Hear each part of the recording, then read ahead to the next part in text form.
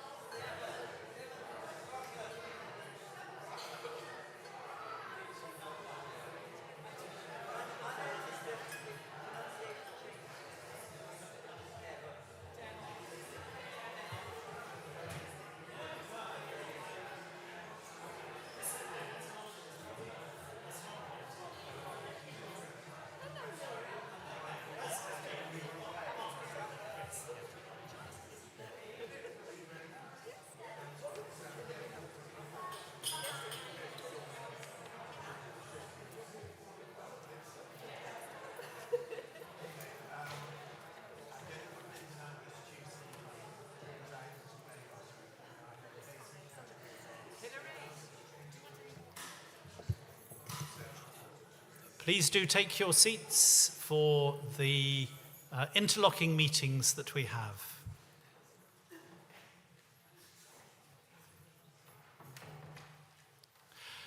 So welcome to the first of 3 meetings which will be taking place over the next 45 minutes or so.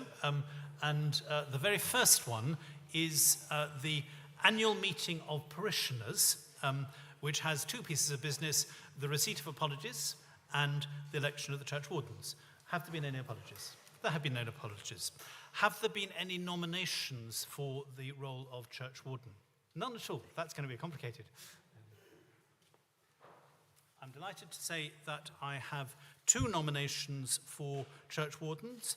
The first is Joy Park, who is proposed by Nicholas Bell, and I'm sure seconded by someone, but I cannot read the signature. Sally Marie Osborne. Okay, it's on the sticky thing.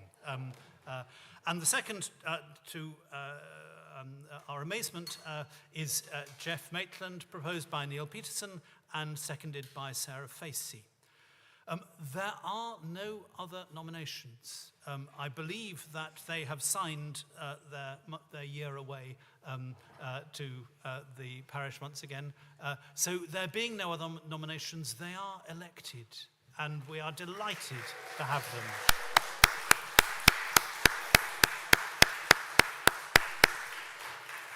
Very many thanks to you both. This is an enormous relief and not a great surprise that you should be re-elected unopposed.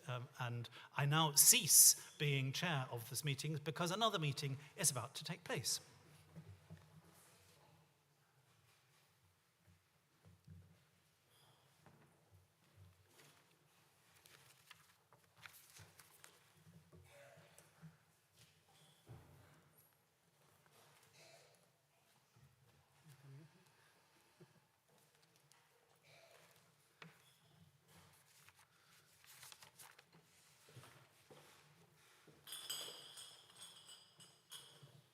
Thank you, James.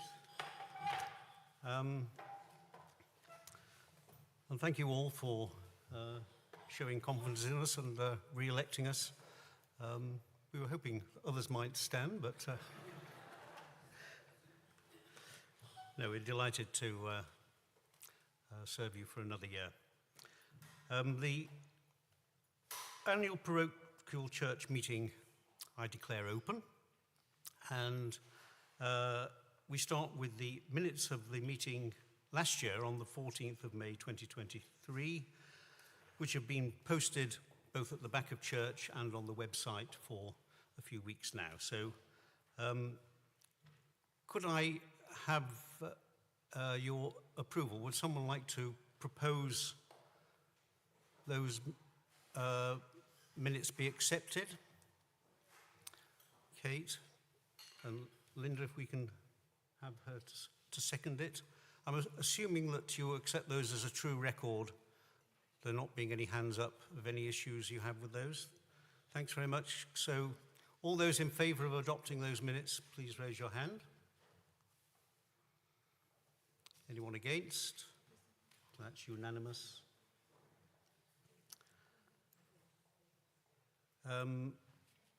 Do we have any matters arising from the minutes, Philippa?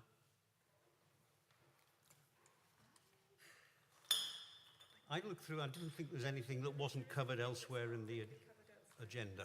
Yeah. Okay, so we'll now move on to the next item, which is the electoral roll. Would you like to come and tell us about the electoral roll, Philippa?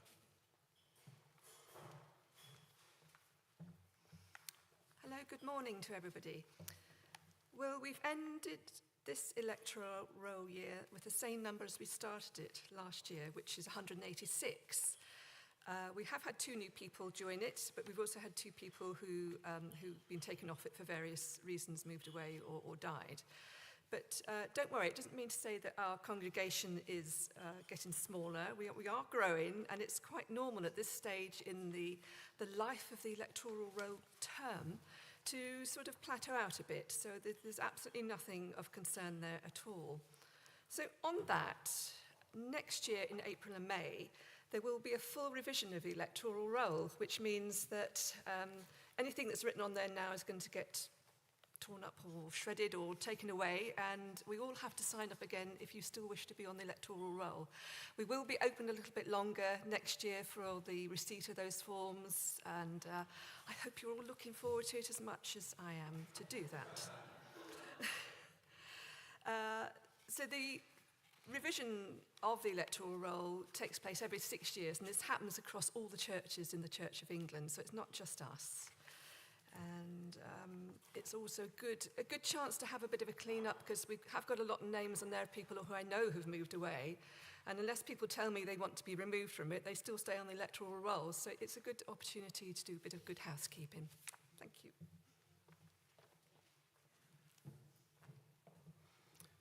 Thanks, Philippa, and thanks for all you do to keep that roll current and all that you will do next year. We now move on to item 3, which is the reports of the various committees and groups. They are listed on the agenda. There's about 15 of them, I think. So they record the active life of the church throughout the year, and they too have been posted at the back of church and on the website for some time to give you a chance to read those. So we will take those reports as read, but if anyone has any comments they wish to make about those reports or questions, then we're happy to take them now.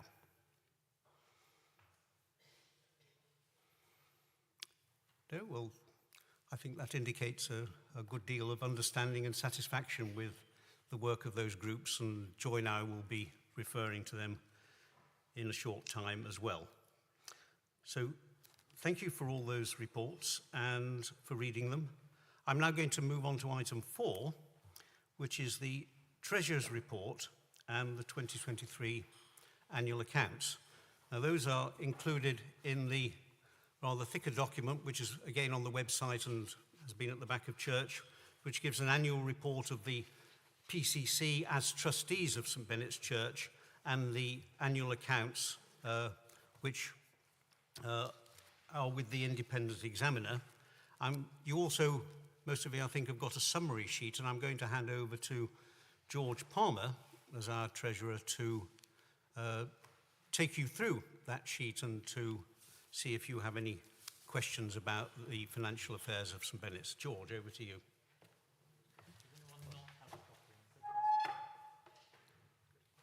Thank you very much.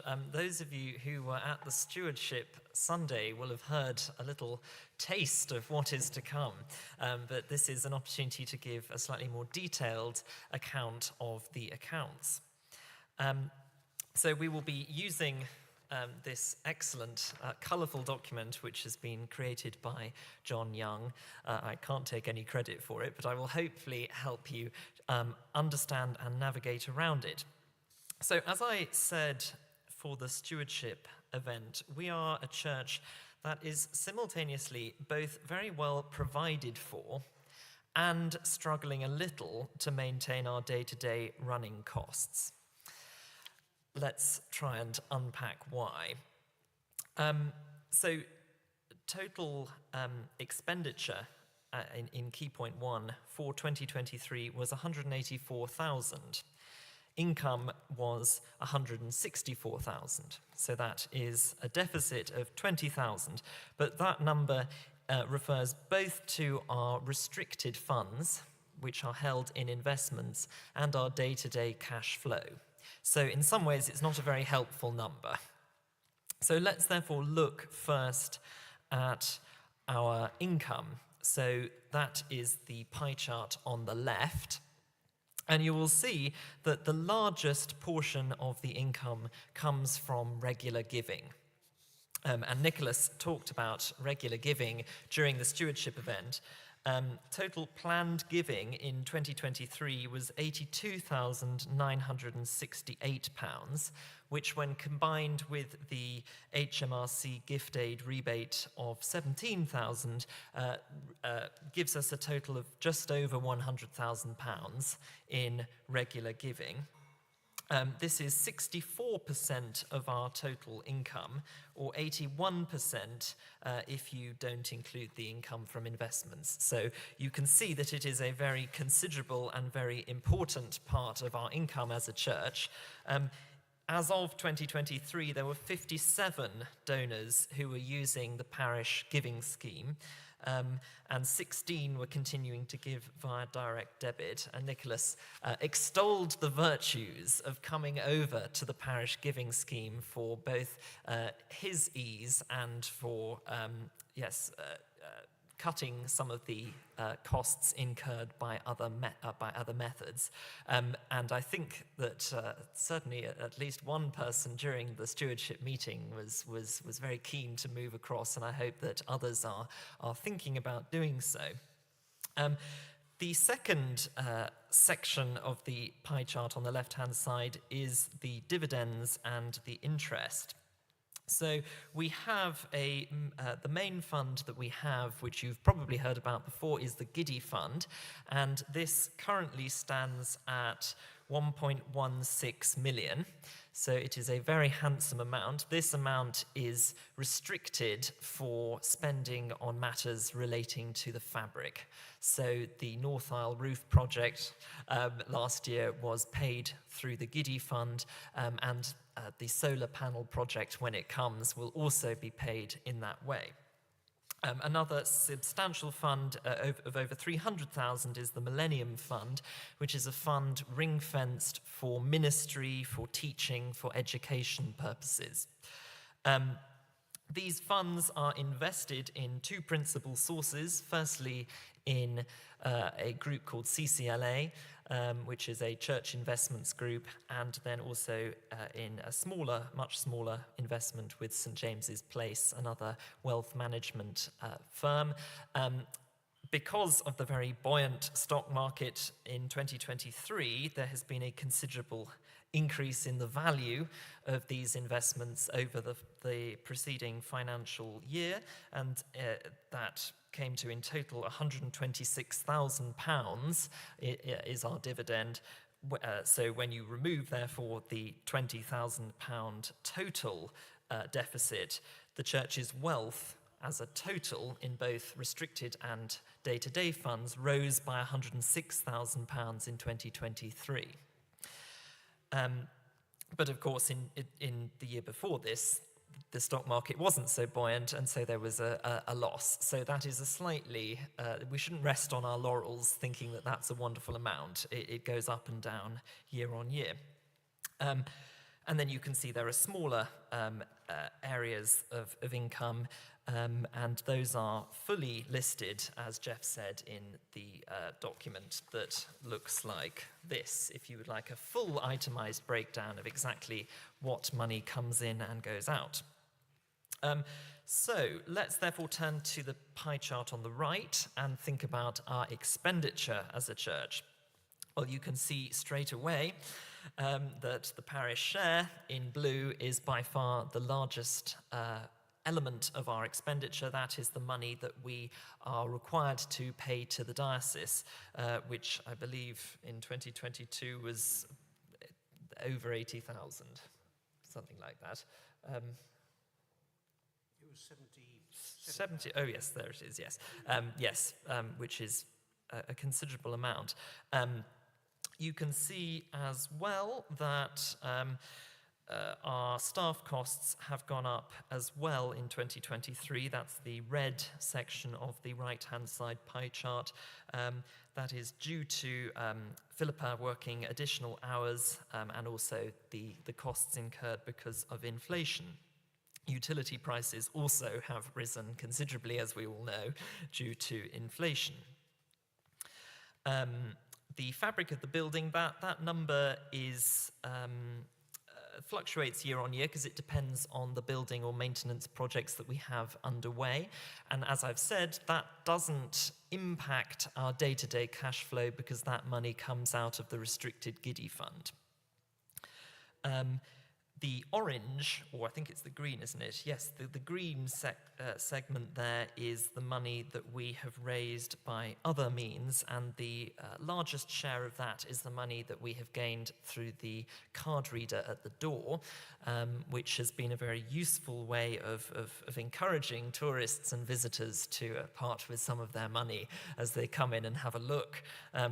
Plans are underway in the financial planning group to invest in an even more high-tech and exciting machine that will increase our ability to tap that source of income.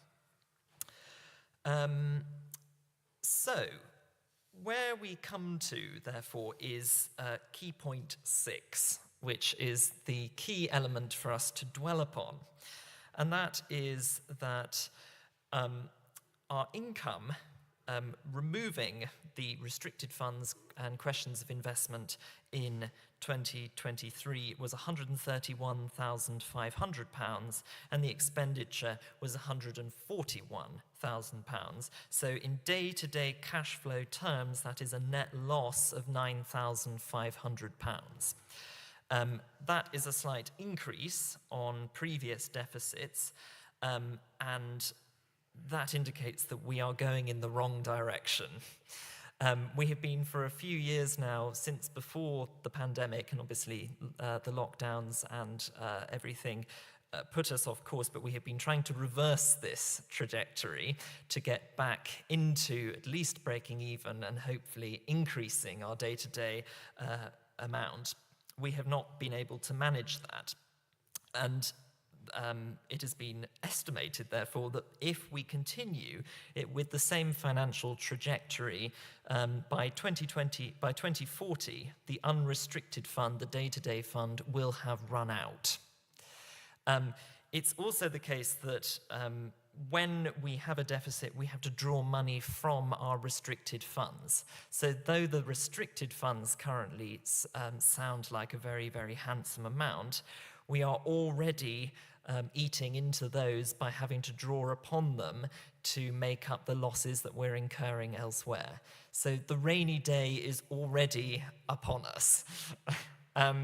And the conclusion, therefore, that the final financial planning group have come to and that we communicated with you at the stewardship event, therefore, is that we need to increase our income as a church. We need, in the next financial year, to think more seriously about how it is that we cut this deficit down to zero.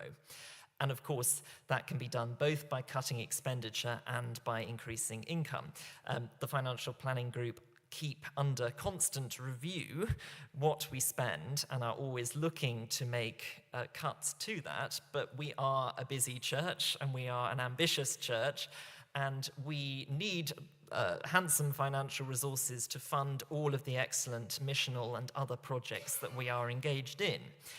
And so it does therefore remain clear that we do need to increase our income. And the principal way for doing that is to increase the amount that is given by the congregation in regular giving. And those of you who were at the stewardship event, we had a long and thoughtful conversation about what God is wanting us to do with our time, our talents, and our money. And I think there were many fruitful ideas going forward for how we can better support our church and how we can go about becoming a church that can pay for all of the things that we want to keep doing, because we don't really want to cut them. I think I will probably, if I've probably said everything, take any questions that are out there.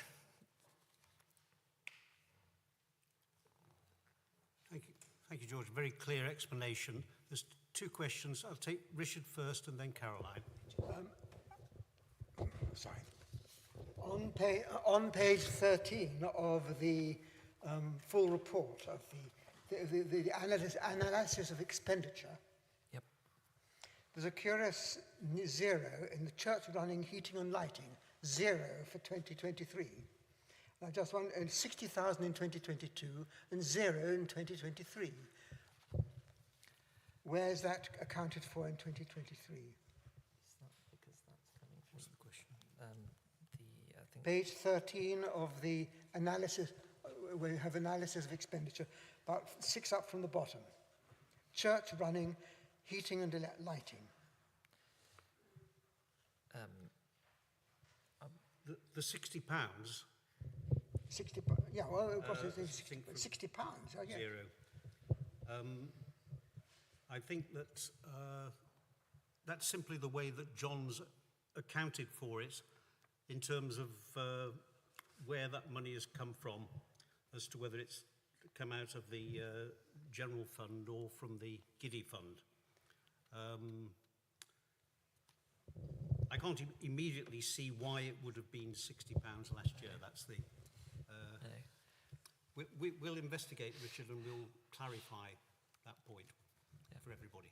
Yeah. Thank you. Yeah, because I think it's also the case that some of our day-to-day running costs either water, electricity or heating have been coming from the restricted fund. That's why I was asking, because obviously if we're paying for something like that from the restricted fund, that is a continuing expense from our savings, as it were, our capital. Absolutely, and it's further depressing, I suppose, the amount in that fund that is available, and it's perhaps something that in an ideal world we would pay from our day-to-day cash flow. So even more of an incentive, perhaps, to try and cut that. Maybe there are sources of savings there if we turned off the lights during the day, for instance. Yeah, how we can actually reduce our energy costs is something that the Financial Planning Group and the PCC are looking at.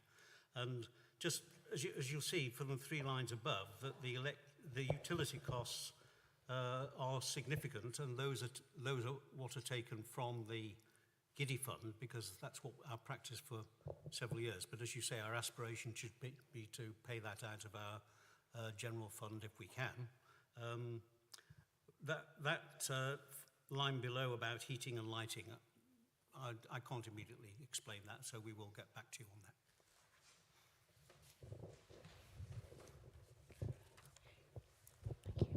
Caroline. Something of a theoretical question, but it was raised at the stewardship meeting that one of the gaps in regular giving can be some of the family attenders.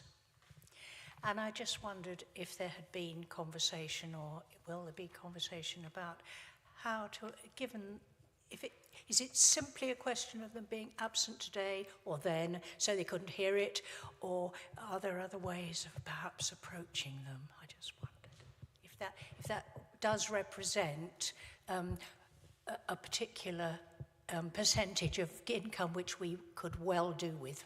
That's all. We weren't helped, I don't think, on the stewardship campaign weekend by the weather. We did seem to have a particularly low turnout on the Sunday morning, which dented its impact probably slightly. But thank you for raising that. I think that's probably something that the Financial Planning Group need to discuss at our next meeting, as to how we communicate some of the things that were said at that meeting with some of the people that weren't there. Yeah. Yeah, if I could just add to that, I think communication of these issues is a challenge for us. And we've put the remarks from the Stewardship Day on the website for those that weren't there, James encouraged people in one of his emails to go and look at that if you weren't at it. Yes. But I think one of the frustrations sometimes is that for this meeting and for the stewardship meeting, if you pardon the expression in church, it's preaching to the converted, and that the part of the congregation that we need to get to have other responsibilities which precludes them from staying on, for instance, for these sorts of meetings. So, point well taken. Yeah. I think there was another one over here. Yes. Yes. No, on the back of that, on the back of this conversation, surely the solar panels will make a difference, won't they? Hopefully, yes. Because if the solar panels come out of the proceeds of the Giddy Fund, presumably the good God, let's hope he provides lots of sun, and so we can fire up our electricity from the solar panels. Absolutely. It's a very good investment. It's obviously part of our commitment as an eco-church, but it is hopefully in the long term a way of cutting our energy costs, particularly if inflation persists or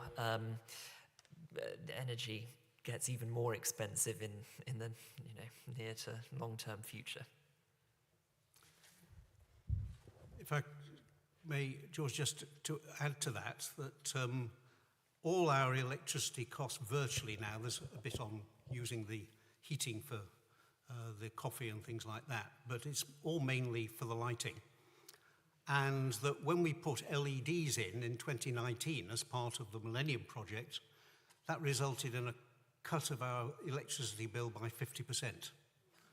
So the solar panel project should take that down to about 0 for electricity, because there's enough power there to cope with all our electricity costs. So the trajectory there is in the right direction. The challenge after that will be to actually reduce and decarbonise our heating costs, of course, and that's a different question.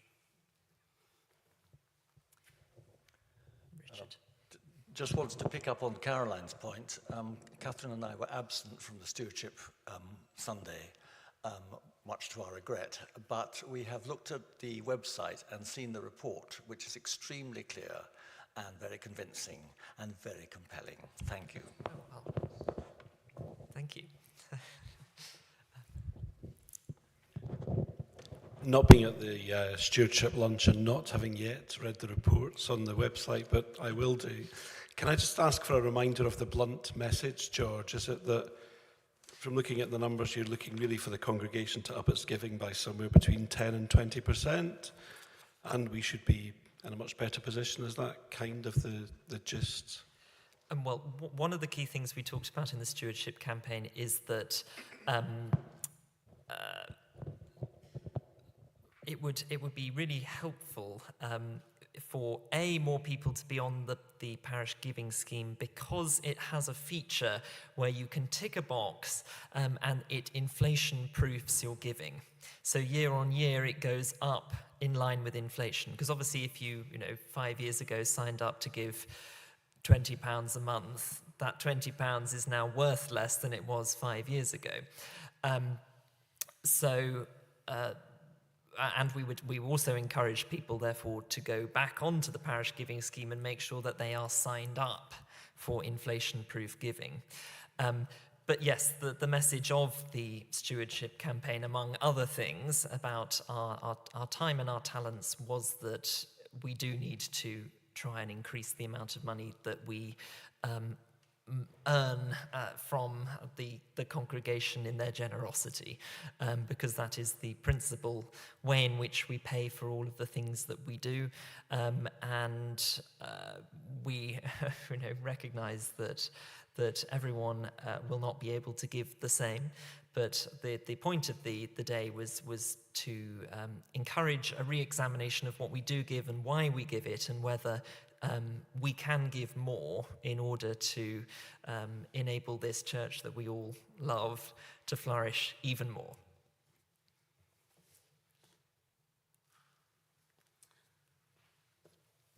Thank you, George. Any other questions? If not, if I could just add one point of clarification. George did mention during his description of the pie chart about our staff costs. He said that some of that increase this year had been because Philippa had worked extra hours. I just want to emphasise that was entirely at the request of the wardens and the PCC, because of the situation that we were going through last year. It required an enormous amount of administrative support, as I'm sure you realise, and that Philippa was working half as much again right up until the summer last year, for which we're extremely grateful. And that's the main reason, apart from inflation, why that box has gone up. Okay, so if I could end by thanking George for that extremely clear report of our accounts. Thanks very much indeed. It stimulated a lot of discussion. So George has only recently taken over. As you know, John Young left us at the end of last year, so George was appointed by the PCC in January this year. He's just getting his way into that, but already you can see that he's on top of things, and he will certainly be co-opted as treasurer in the subsequent PCC meeting. So thanks very much indeed, George. Thank you. Right, so we need to adopt those accounts. Now, they've been with the independent examiner, Jeremy Wong, for a few weeks, but he required some additional information from John Young, and John kindly agreed to see it through to the point where those accounts were approved. And they haven't quite reached the point where Jeremy can sign those off. So what I must ask you to do is if we could approve those accounts subject to the approval from the independent examiner, which I'm given to understand that there's no issue. It's simply a question of getting the requisite paperwork to back up the accounts in place. So if I could have a proposer to adopt the accounts, please. Richard, a seconder. Andrew Welshman, thank you. All those who are in favour of adopting these accounts, please raise your hand. Any opposed? That's adopted unanimously. Thanks very much indeed. So we move on to item 5, which is the appointment of the independent examiner. Jeremy has indicated that he's very happy to continue as our independent examiner if we so wish, at an annual fee of £300. So we need to pass that at this meeting. Can I have a proposer for Jeremy to continue? Neil has proposed. A seconder, please. Pamela, thank you. All those in favour of Jeremy continuing? All those opposed? That too is passed unanimously. Thanks very much indeed. So we now move to the Church Warden's report, and I'm going to hand over to Joy to start.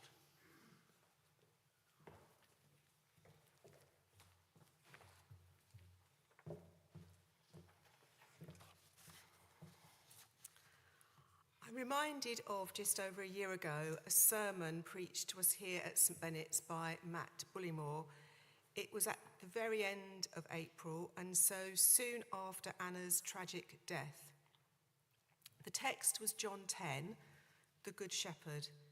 It spoke of the life on offer to us, of God's gift to us through Jesus, the risen Lord, of God knowing and calling each of us by name. Matt also drew us to the Gospel of St Luke, where it spoke of the importance of teaching, of fellowship, of breaking bread together, and of prayer, of the importance of kind and generous hearts, of being open to Jesus. These words in Scripture take us to the very essence of God's love and how, as Christians, we can know that truth daily in our lives, both individually and together.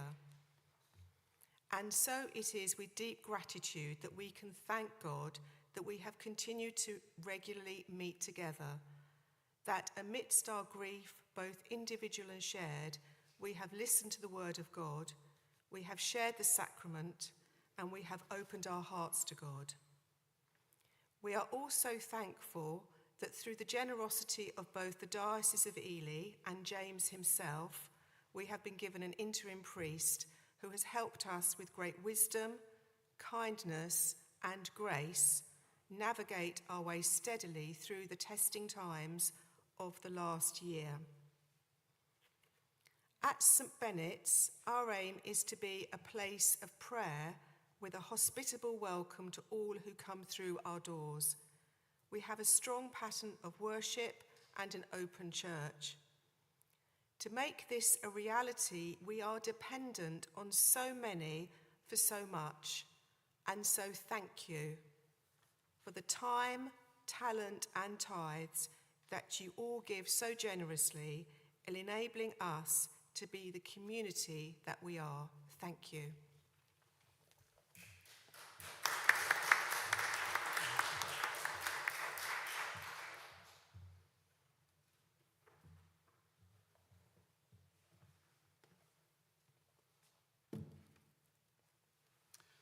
So we want to say a few words about various parts of our worship and activity, and I'm going to start off with worship.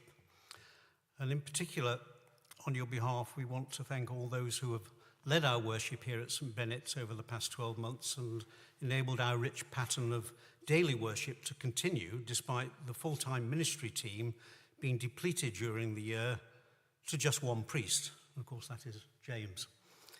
And this achievement is in large part due to him. He's borne the lion's share of presiding and preaching at our Sunday services with a quality of preaching that has been inspiring, so helpful, and deeply thought-provoking, which will long live in our memories. But he has also assiduously used his networks and his encouragement of the laity to ensure that daily Eucharists and evening prayer have continued to beat the rhythm of our contemplative and sacramental worship and our prayer life. You've said, James, that one thing that you've enjoyed about being at St Benet's is that you've been able to focus on being our priest. And you have been just that, a superb, dedicated and loving priest. So thank you so much indeed. And we'd like to give you...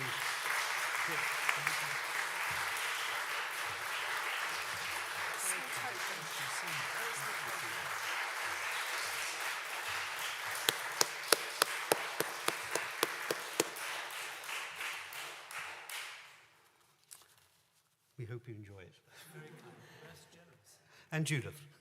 Yes, she will. Alongside James, we're fortunate to have an equally dedicated team of people who have contributed richly to leading our worship. Our retired clergy with PTO authority here, Richard and Caroline. Visiting clergy colleagues from across Cambridge, Jonathan Sawyers from our own congregation, Andrew Hammond, James Crockford, and of course the ever-faithful Matt Bullymore, chaplain of Corpus right next door, who continue to play a huge part until James arrived in July and regularly supports us in midweek. So thank you to them all. Since the last Apcm, we have sadly said goodbye to 3 priests, to Olga, to Ed and to Sophie. And we thank them all and remember them with fondness and love. And we wish them well as they continue to minister as priests here in Cambridge, and hope to welcome them back from time to time, maybe during the last phase of our vacancy between July and September. We owe great thanks also to members of the congregation who enable and assist at our worship, too numerous to mention by name, but you know who you are. The servers, the readers, the intercessors, the cantors, and the live stream operators. A big thank you also to our sacristan, Sally Marie, at the back, and her deputy, Sarah, for all that you do. And we wish Sally Marie well as she takes a break shortly to have her baby and adjusts with Alex and Benedict to being a family of 4 and even busier. One of the good things to emerge from COVID has been the thriving evening prayer community that meets both in church and online, enabling participation from anywhere in the world and with regular attendees elsewhere in the UK and in Europe. This would not have been possible without those who host the service in church and operate the technology, and those who lead the worship from wherever they are. So thank you, all of you, for your dedication to the evening prayer tasks. Thank you.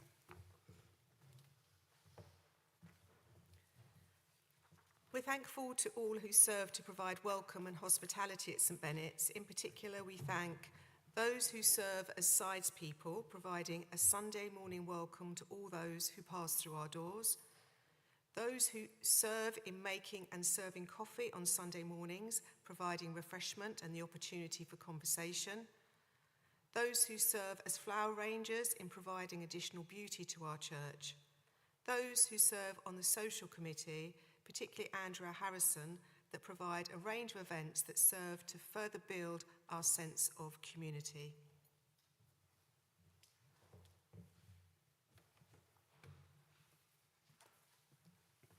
You can see Joy and I are used to being a double act. The choreography has been refined over the year. So I want to talk a bit about the groups. There continue to be many active groups who meet for activities that complement our worship and add to our learning and formation. And special thanks go to the leadership of these groups, particularly to Jenny Harris and Fiona Dobson, who lead the Thriving 20s and 30s group. As you know, this is a big success in our ministry to younger people, and it's recognised not only by us, but by the bishop and others in the diocese, providing as it does a safe space where students and those setting out in work and on careers can find a church home, grow their faith, find enjoyment and build friendships. And then to the leaders of the children's and youth groups, especially the coordinators Rosemary and Andrea, we thank them for their dedication and commitment to the care and nurture of our young people and their families. We thank James for leading 2 excellent reading groups through Advent and Lent, and for stimulating much helpful and thought-provoking discussion around the Desert Fathers and Black spirituality, and for continuing the link with Little St Mary's on deepening faith by continuing to organise our joint Saturday study mornings. There are two other groups focused on prayer and deepening our understanding. There's the Contemplative Prayer Group, led by Judith Miller, and Lectio Divina by Anne Kettle. Thanks to them for their initiatives with these important groups, which shows that small is often beautiful. We thank our organist, Ralph Woodward, for always being there, apart from this morning. And thank you, George, for playing so splendidly.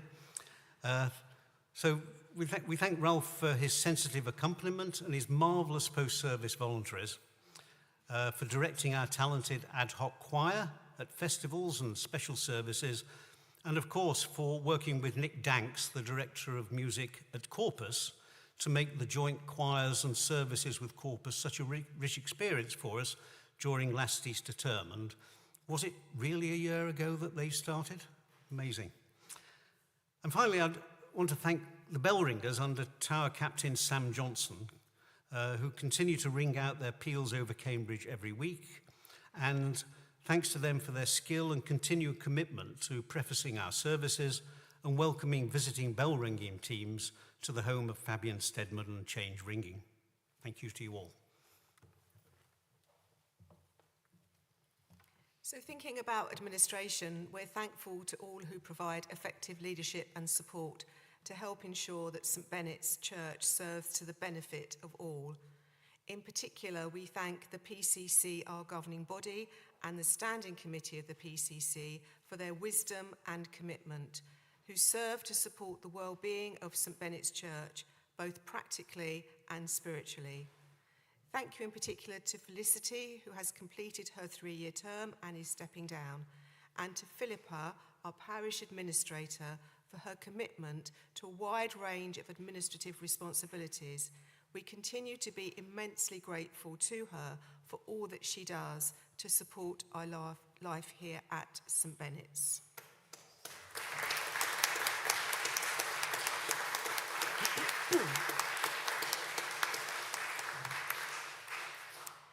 We thank our deputy wardens, Andrea and Nicholas, for their help to the wardens in sharing responsibilities and in providing support, both practical and spiritual. To Andrew, our safeguarding officer, for his knowledge and skills in ensuring the sound principles of safeguarding are implemented to keep all, particularly the most vulnerable, safe. Our great thanks goes to John Young, our treasurer until December, for all his diligent work in keeping, simplifying and explaining our accounts so clearly, and for completing the 2023 accounts through to their submission to the independent examiner in March. And now to George Palmer, our new treasurer, who's begun the work of overseeing the financial matters of St Benet's and working with our new independent bookkeepers who we have hired to carry out the upkeep of our detailed accounts. We thank him for taking on this important role, which promotes both the vision and implementation of God's mission here. We're also thankful for the many, both here and close at hand, and those far away, who are continuing to hold St Benet's in their prayers. Within this, Jeff and I would like to thank all of you who have held us individually in their prayers, in supporting us in carrying out our role as church wardens. We have felt very cared for very much by you all.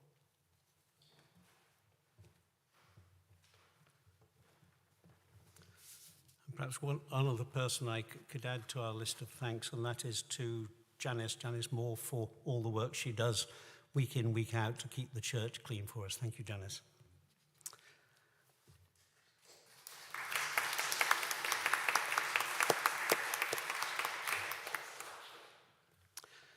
So here today we can look back on and give thanks for the year that we've been through together, and also look ahead.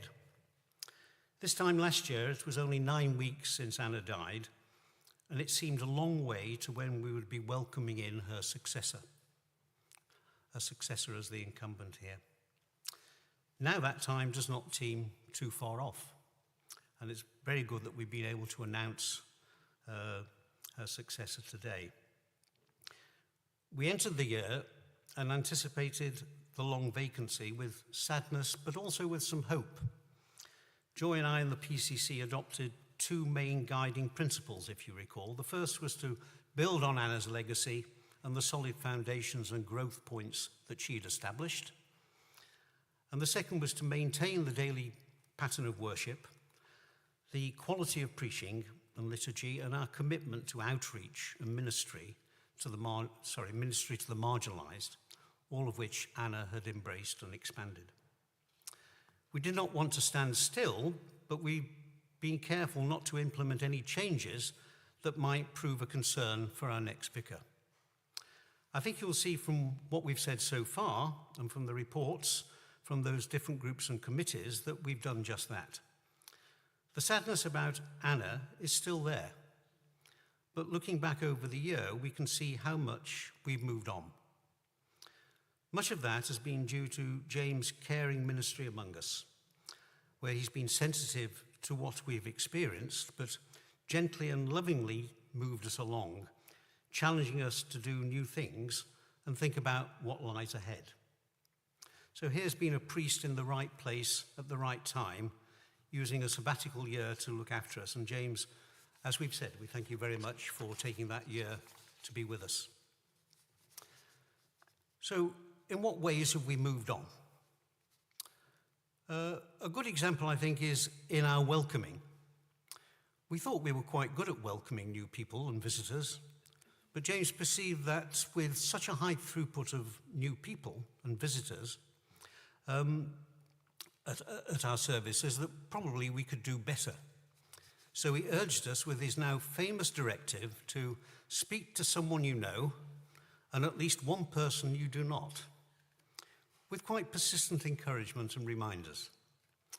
And we think this has made a real difference, that we all know and talk to more people, and that newer people more quickly feel part of the community rather than waiting on the fringes. It's a small thing, but the effect of it can be huge. To sustain the level and quality of worship with a much diminished team has been a huge achievement, and although we're still a bit stretched, we've built a stronger platform of resource on which our new vicar can call and build. We've continued to maintain and upgrade our fabric, with hopefully our South Isle solar panels project about to start next month, after a rather tortuous period of silence from both the diocese and the city planning department to give the necessary approvals. I think they went to sleep for 3 months. This project will be a major contribution to our sustainability credentials, as has been pointed out in the discussion on the accounts. And it will support the work of our eco-church group, which has been rekindled with much enthusiasm and about which you will hear far more in the coming months. However, probably the most valuable and lasting project we've worked on this last year has been the writing of the parish profile. We decided to get input from the whole congregation, including the children's and youth groups, to try and make sure that the profile represented the whole diversity of the congregation and our worship, ministry and outreach in their widest sense. There was an intense PCC away day, questionnaires, after-service discussions, and a lot of writing, debate and iteration before we arrived at our final document. We would like to thank you all, especially the PCC, for all your input and insight. And in particular, we want to thank Andrew Welshman for his thoughtful crafting of certain sections of the document and general guidance. Thanks very much for that, Andrew.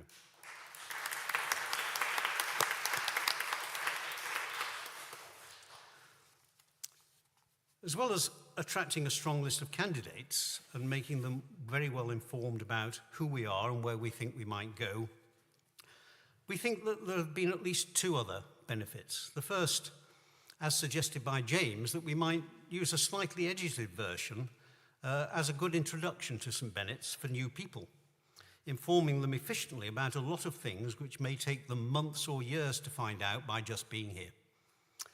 And hopefully it was a very helpful exercise for us all as a congregation to talk to each other about what being part of St. Benet's means as part of our collective grieving process and seeing a hopeful future with the possibility of new directions. So, having the profile, we went into the process of advertising for a new vicar and then the discernment process to determine who, from a strong list of applicants, God has chosen to be our next priest. And we should thank Bishop Dagmar, Alex Hughes, our Archdeacon, Andrew Davison, Philippa Hoskin and Matt Bullymore from Corpus, our patron, and the Master Christopher Kelly, who all provided tremendous support and insight throughout that process. We ended up with 4 very strong candidates for interview, who the PCC and the ministry team met at a familiarisation day the day before the interviews. As the interview process proceeded, one person emerged and rose above the others, whose quality as a priest, spirituality, view of life and personality we felt all resonate with St. Benet's, and this was Devin McLaughlin. We said last year that we needed to reach the point where we were ready for someone who was not Anna and would probably be very different, whilst embracing all that St. Benet's is and stands for. And we believe that in Devin we have found that person, someone who will preserve all that is good and which we cherish, but not be afraid to lead us in new directions and sometimes out of our comfort zone. Amongst the gifts he will bring are an expertise in multi-faith understanding and cooperation, a deep concern about racial equality and broadening our thinking on inclusivity and diversity. As an Episcopalian, the background to help us think more clearly about the true cost of ministry and to fish deeper into the huge pool of talent and experience which is this congregation. Engaging and insightful preaching is, I think, Devin's hallmark, and that will continue the tradition of mature teaching and challenge from the St. Benet's pulpit. And to give you a taster of what is to come, we're going to place on the website the thought for the day, the homily with which Devin began his interview, as we asked all the candidates to. And his is intriguingly called the Internet of God. Go and have a look at it next week. So, where might we be going, guided by Devin? Well, thinking about our stewardship to God's world, turning our aspiration to be an eco-church into a practical reality. Exploring whether joining the inclusive church movement is the right thing to do. We mentioned that in our parish profile. And thinking about what outreach means to us and what St. Benet's has distinctively to offer others in influencing Christian thinking and practice. Practically, we will go about installing an accessible toilet facility and making best use of the organ and kitchen area. And hopefully, we will resume being a training parish, benefiting again from the active presence of ordinands. And underpinning all this, we will pick up on revisiting our development action plan to decide on our priorities and turn our thinking into action for the future. So if you're watching online, Devin's in Southeast Asia at the moment, we're delighted that you felt called to be our priest. And we very much look forward to you joining us, to your ministry amongst us, and a future full of hope. As I said, Devin and his family, his wife is a fellow of Pembroke College, and they have 2 teenage twins. It would be 2, wouldn't it, if they're twins? They're currently out in Southeast Asia because Devin's wife, Isa, is spending a sabbatical there. He will be instituted, as Joy said earlier, on the evening of Friday the 13th of September, so please book that into your diaries, and Archdeacon Alex will be officiating at that service because Bishop Dagmar's on holiday, but we think it's very appropriate that Alex is with us because he's been with us from the start, and this will actually go full circle. Meanwhile, James will be with us until the 14th of July, when we will be able to say farewell or au revoir and thank him much more fully at our patronal festival with a garden party lunch, and we'll send you details of that as soon as those are finalised. And that will give us 2 more months of a vacancy to look after ourselves. And we'll have help, I'm sure, from some of our nearby friends that have supported us over the past year or so that we can make sure that we're ready to welcome Devin in September. And in doing so, we pray for God's grace as we look towards the year ahead secure in the knowledge that nothing can separate us from the love of God in Christ Jesus. Thank you.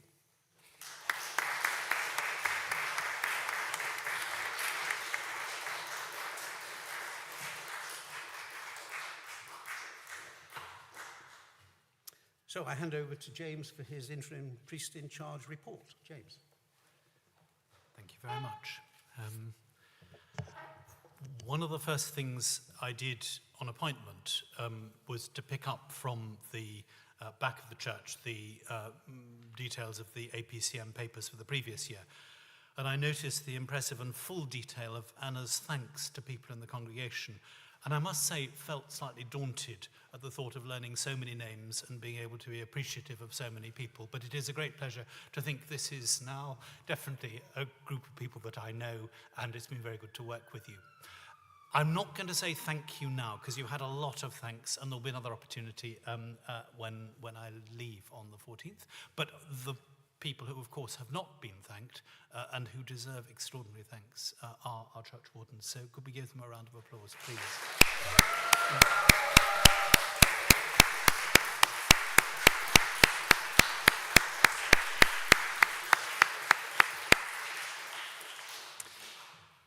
The Apcm is a business meeting, and it can sometimes be useful to think of a church as a small business of a slightly unusual kind.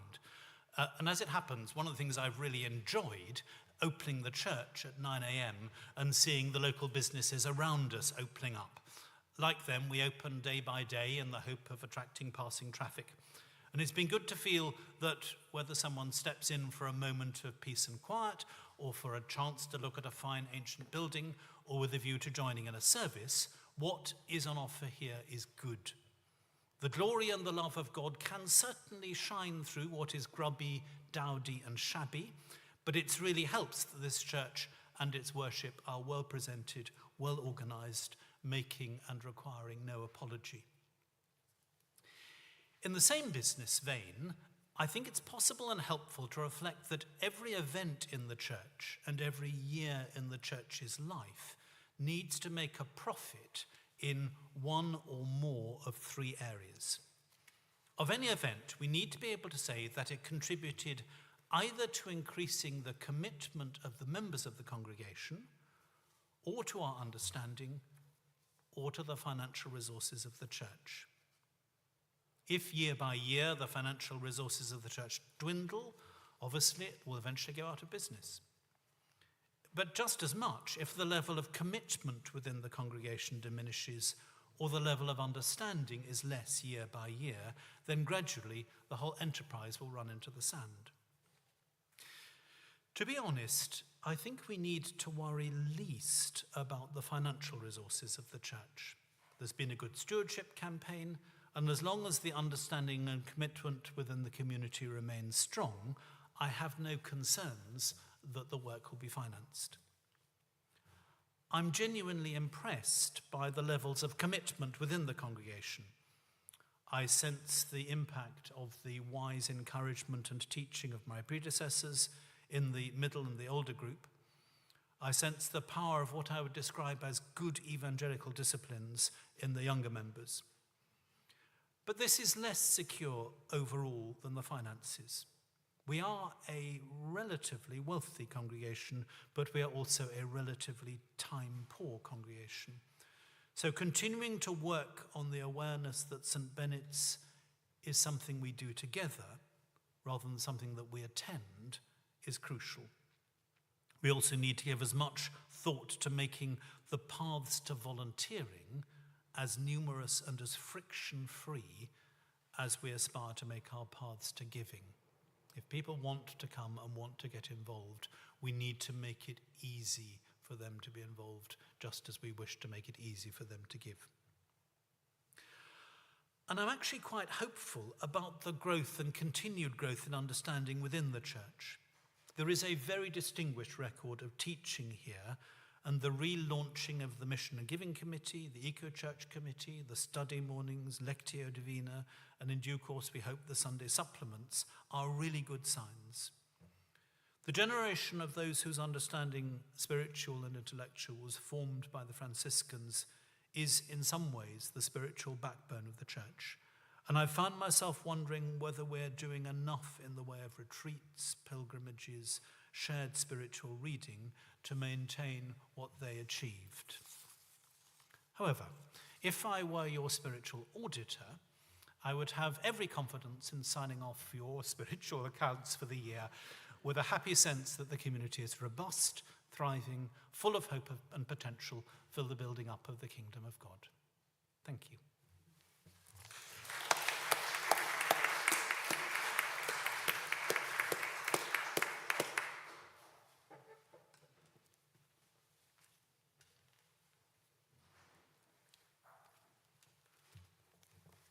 Thank you, James, for a reasonably clean bill of health.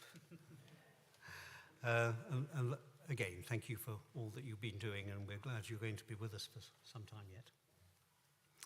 So now we move to the election of members of the PCC. And I'm just going to take you through the PCC so you know where we stand in terms of elections. We have some ex officio members of the PCC, so James, as priest in charge, is ex officio, Joy and I as church wardens, Philippa as PCC secretary, and she will be elected by the new PCC almost instantaneously, as long as she's willing to do it. And Anthony Wheel is ex officio as our Dean and Synod representative until 2026. So then we have elected members who serve for 3 years. Nicholas Bell is one of the deputy church wardens, and Nicholas stays on the PCC in that capacity until 2026. He was re-elected last year. Andrea Harrison, as deputy church warden, is up for re-election this year. Normally you have to stand down from the PCC for 1 year, but if you're a deputy church warden, you're allowed to continue uninterrupted, and Andrea's indicated that she would be willing to stand again. And Felicity MacDonald-Smith, as Joy mentioned, is standing down from the PCC after 3 years' service, and we thank her for that. So with Andrea and Felicity, we have 2 vacancies there.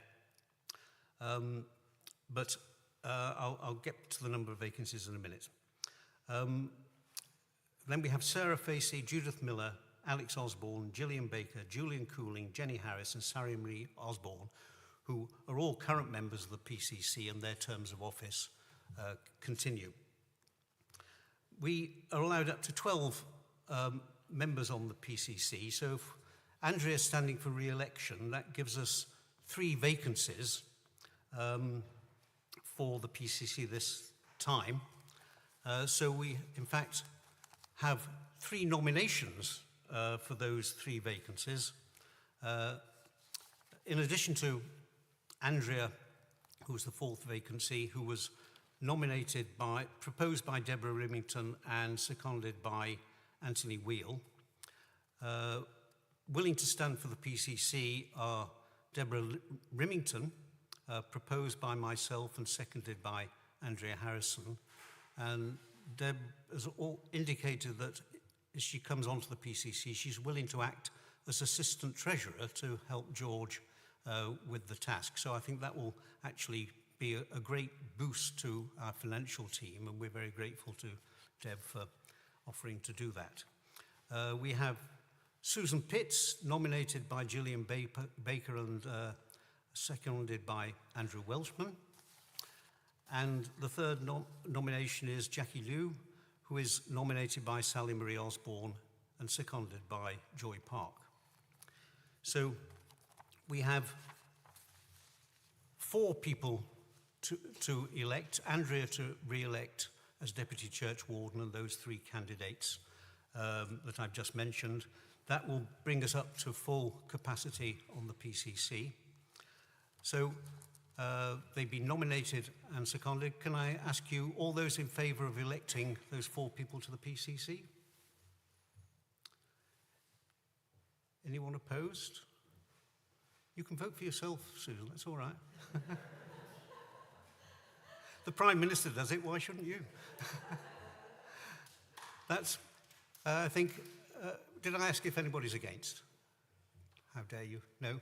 So, thank you very much. I declare all four unanimously elected to the PCC. Thank you very much. Congratulations.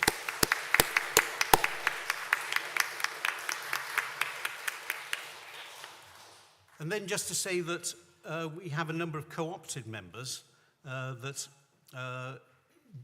the Treasurer is co-opted to the PCC, and that was Jonathan Young last year. George will be co-opted by the new PCC.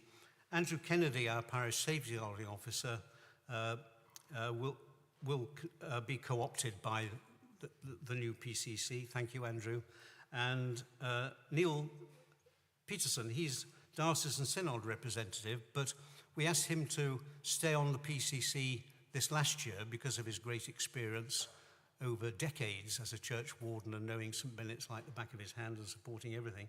And he's agreed to continue to be co-opted for this next year, and so the PCC will do that. So that's not a matter for this meeting, but it's just to give you, to inform you, this is what the PCC intends to do. So that, I think, completes the elections and appointments. Any other business that people wanted to raise? Richard. Thinking ahead to the major works that are going to be happening here in the South Isle, which I read somewhere is going to include polythening off the arcade and then not using the South Isle at all, means that the space for our congregation will be restricted by that much during those weeks. And thinking ahead to September, which is not long away, will it all be done by the 13th of September? Right. So, as an architect, Richard, I can see where that question's coming from. It's due to start on Monday, the 17th of June. And 13 weeks from then takes us to the middle of September. The contractors have said that they've been rather generous in saying that it will take 13 weeks. That still gives us 3 weeks to the start of full term. And there's a chance that by the 13th of September, it will not be fully completed. And if that's the case, we will take steps to make sure that we can get as much overflow as possible for that. But I shall urge the contractors to bear these internal deadlines in mind as much as possible. And the reason that the South Isle will be out of action is that there's two parts to this project. There's the installation of new leading, and before that, reinforcement of the roof ridge beam so that we can support the solar panels. And then after that's in place, the solar panels go on top. So I'm hoping that by September, we will reach the stage where that major reconstruction has taken place. And it could then be that if we're just doing external work on the solar panels and reconnecting everything, that we'll be able to take the internal barriers down and use the South Isle earlier than the end of the project. So that's as much reassurance as I can give you. But we hope it'll be okay. Thanks for raising it. Any other questions, Caroline? I hope you'll soon tell me if it's inappropriate timing. I'm just wondering about, just really apropos something James said about what we might add to our group of resources. Is a suggestion about something that might be included for discussion with the PCC appropriate? By adding to our resources in terms of staff? No, sorry. What things that the parish might be involved in, might be doing? Yeah, well, I mean, the PCC now will consider from things that have been on hold and what we aspire to in our parish profile, how we progress between now and the end of the year. And hopefully there'll be possibility of dialogue with Devin on that. Right. But of course we need to make sure that he's fully involved in anything that we propose going forward. Although you can see from our report, there's plenty of items on the list of where we might move forward. Yes. So it certainly will be an active discussion point at the next PCC. Yeah. Yes. Okay. Thank you.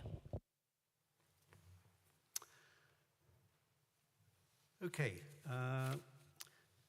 The date of the, sorry, don't want to squash discussion. No further points. Philippa, do we have an appropriate date for the next APCM? It'll be May 2025 sometime.